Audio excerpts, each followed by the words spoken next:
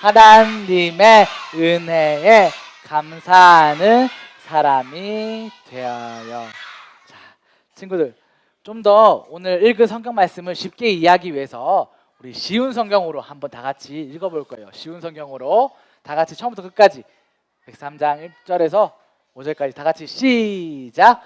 내 영혼아 여호와를 찬양하여라. 마음을 다해 그분의 거룩한 이름을 찬송하여라. 내 영혼아 여호와를 찬양하며 그분의 모든 은혜를 잊지 마라. 주는 나의 모든 죄들을 용서하시며 나의 모든 질병을 고쳐주십니다. 무덤에서 내 생명을 구원하시고 사랑과 자비를 베푸십니다.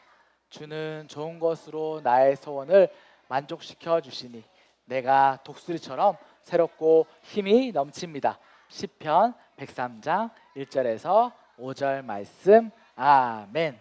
자, 친구들, 앞에 보면 이렇게 감사하는 친구와 불평불만하는 친구가 있어요. 과연 하나님께서는 누구를 더 기뻐하실까요? 그렇죠, 바로 감사하는 친구. 이 친구를 하나님께서 더 기뻐하세요. 그래서 오늘은 성경 인물들 가운데 하나님께 참된 감사를 잘 표현한 사람들을 만나보고자 해요. 그 첫 번째 사람은 바로 오늘 시편을 쓴 누구예요? 다윗이에요. 다윗 왕은 하나님의 은혜에 진심으로 감사한 사람이었어요. 다윗은 베들레헴에서 그 작은 마을에서 양을 치는 목동 출신이에요. 다윗은 어린 시절부터 양을 돌보면서도 항상 하나님의 은혜에 감사하며 하나님을 찬양하는 생활을 매일매일 했어요. 그래서 하나님께서 그 어린 다윗의 마음의 중심을 보시고 택하셔서 이스라엘 왕으로 삼아 주셨어요. 왕이 된 이후에 다윗은 하나님의 법궤, 하나님의 언약의 궤를 다윗성으로 옮겨왔어요.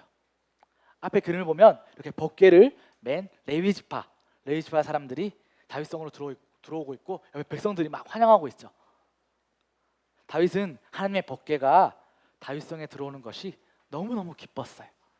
그래서 다윗은 감사의 마음이 넘쳐서 자신도 모르게 이렇게 앞에 서서 춤을 추면서 하나님께 기뻐하며 찬양을 드렸어요.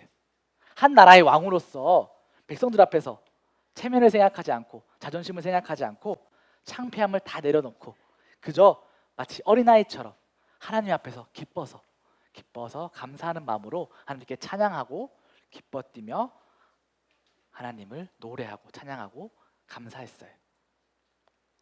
그리고 두 번째 사람, 하나님께 감사한 두 번째 사람은 누구라고요? 아벨 누군지 아는 사람? 아벨 누구예요? 아벨, 에나벨 말고. 에나벨은 공포영화 아니에요? 자, 아벨 누군지 알아요? 아, 그래요? 아벨 누군데요? 가인 동생 맞아요. 가인 동생도 많고. 아담 알아요? 아담? 자, 친구 다 아담 알죠? 아담의 둘째 아들이 바로 아델이에요. 아벨이래. 아벨이에요. 아벨. 아담의 둘째 아들이에요.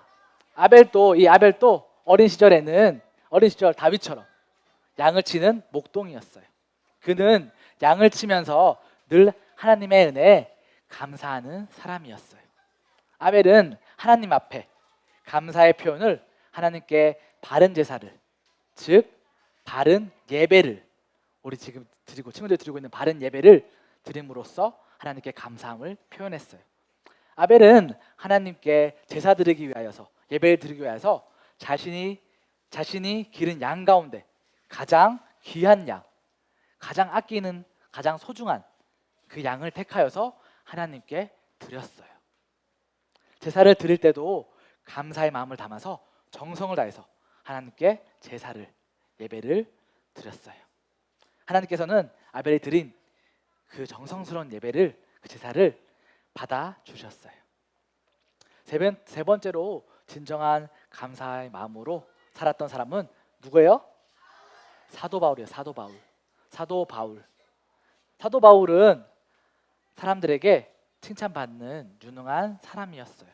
그가 바울이 아닌 사울이었을 때 그는 예수님을 믿는 사람들 잡아서 감옥에 넣고 괴롭히고, 예수님 믿는 사람들을 핍박하던, 괴롭히던 그런 사람이었어요. 만약 그 상태로 사울을 그대로 내버려 뒀다면 그는 구원받지 못하고 영원한 지옥에 떨어질 수밖에 없는 그런 사람이었어요. 그런데 예수님께서 이렇게 바울을 불쌍히 여기셔서 그를 빛 가운데 찾아오셨어요. 빛 가운데 찾아오셔서 그를 만나 주시고 그에게 예수님을 믿고 천국에 갈 수 있도록 믿음을 허락해 주셨어요. 바울은 지옥에 갈 자신을 예수님께서 직접 만나 주셔서 영원한 천국에 갈 수 있게 해주셨다는 것을 깨닫고 너무나도 감사했어요. 그래서 바울은 고린도전서 15장 9절에서 10절 말씀에서 이렇게 고백했어요. 친구들 다 같이 한번 큰 목소리로 읽어볼게요. 시작. 나는 사도 중에 가장 작은 자라. 나는 하나님의 교회를 박해하였으므로 사도라 칭함 받기를 감당하지 못할 자니라. 그러나 내가 나된 것은 하나님의 은혜로 된 것이니 내게 주신 그의 은혜가 헛되지 아니하여 내가 모든 사도보다 더 많이 수고하였으나 내가 한 것이 아니요 오직 나와 함께 하신 하나님의 은혜로다. 고린도전서 15장 9절에서 10절 말씀. 아멘. 이처럼 바울은 자신이 구원을 받은 것에 대하여 감사한 마음을 가지고 주님을 위해, 예수님의 이름을 전하기 위해서 매일매일을 살았어요. 바울은 구원을 받은 그날부터 자신을 구원해 주신 하나님의 은혜의 감사함을 표현하기 위해서 복음을 전하는 일에, 예수님의 이름을 전하는 일에 목숨을 걸고 살았어요. 뒤에 보면 지도가 보이죠. 바울이 여기 보면 로마도 있고 데살로니가도 있고 고린도도 있고 빌립보도 있고 여기 예루살렘도 있고 이렇게 안디옥도 있고 예루살렘도 있고 이렇게 많은 세계의 넓은 곳을 바울은 예수님의 이름을 전하기 위해서 곳곳을 다녔어요. 자기의 목숨을 걸고 자기의 생명을 걸고 예수님의 이름을 전하기 위해서 하나님께 감사하는 마음으로, 자신을 구원하신 예수님을 감사하는 마음으로 이렇게 자신 목숨을 걸고 예수님의 이름을 증거하고 복음을 전했어요. 그는 예수님을 알기 전에, 자신이 예수님을 알기 전에 자신이 소중하다고, 자신이 아끼고 소중하다고 생각했던 그런 권력, 학문, 재산, 이 모든 것들을 다 쓰레기를 버리듯이 버렸어요. 자신이 가진 그 모든 것, 학문과 권력과 재산, 이것보다 예수님의 그 이름, 누구의 이름? 예수님의 이름, 예수님의 그 이름이 이 모든 것들보다 더 소중하다고 고백하면서 오직 예수님의 이름을 전하는 일에 목숨을 다해서 평생을 살았어요. 사도 바울은 이렇게 예수님을 전하다가 매를 맞기도 하고 감옥에 갇힌 일도 있었지만 그는 그 어떤 어려움 속에서도 예수님께서 구원해 주신 은혜에 감사하며 살았던 사람이에요. 그 어떤 어려움도 그가 하나님의 은혜에 감사하는 마음을 막을 수는 없었어요. 사도 바울은 사랑하는 예수님을 위해서 고난을, 어려움을 받는 것조차도 오히려 감사하게 여긴 믿음의 사람이었어요. 친구들, 우리는 우리 힘으로 할 수 있는 것이 하나도 없는 약한 사람들이에요.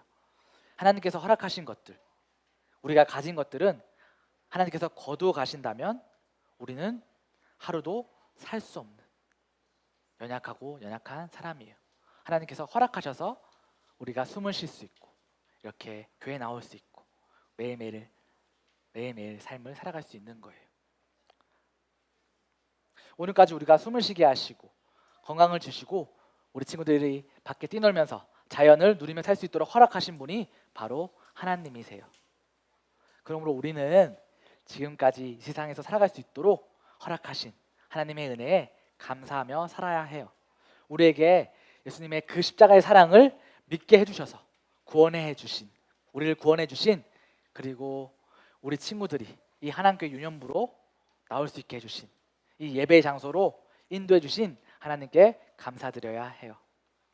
친구들, 우리에게 하나님의 말씀을 듣게 하시고 하나님을 찬양하게 하신, 찬양받으시기 합당하신 그 하나님의 은혜에 감사드리면서 우리 친구들 앞으로의 주어지는 매일매일의 그 삶 속에서 하나님께 영광 돌리고 그 은혜에 감사를 드리며 하나님을 찬양하며 살아가는 우리 친구들 되길 주님의 이름으로 소망해요.